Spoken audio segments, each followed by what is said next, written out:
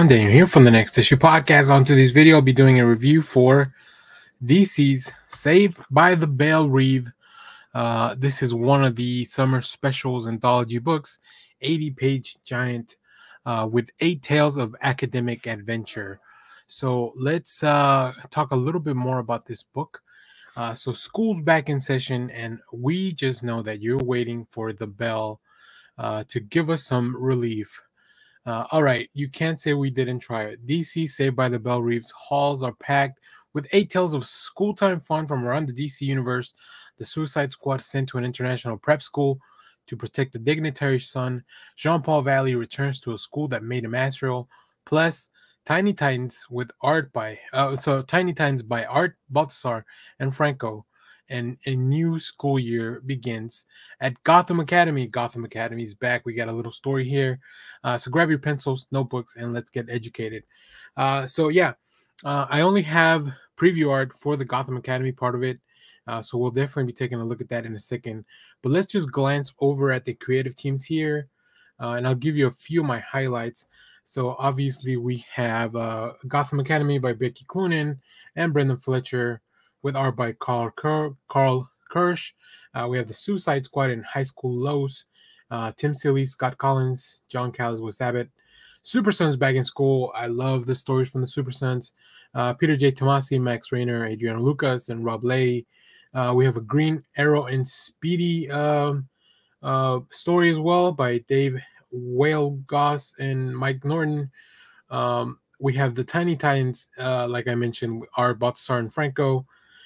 Black Lightning, and This Is Why by Brandon Thomas and Craig Sermark. Azrael and How Angels Are Made, one of my favorite stories in the book. I love anytime I see Azrael. Dan Waters, Juan Ferreira, and Josh Reed.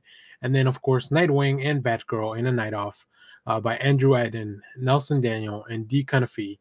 And with letters by Fran Delgado. Hopefully I got through everyone. So I will tell you this, my favorite stories were the Super Sons story. I love the Super Sons, Azrael and Nightwing and Batgirl. All the stories are a lot of fun. Those were just my 3 highlights out of 8. So the cool thing about these 80-page giants is that you get 8 stories by super talented teams. I've said this before. You grab this book, you take it to a convention, you get it signed by as many people as you can. The only downside is that it is a $10 book. So make sure that you want at least a few stories in here, which is what we're doing the review. I love the cover. Junie Ba needs to do more cover work at DC. So now let's take a look at some of the preview art. Like I mentioned, I only have preview art for the first story, the Gotham Academy.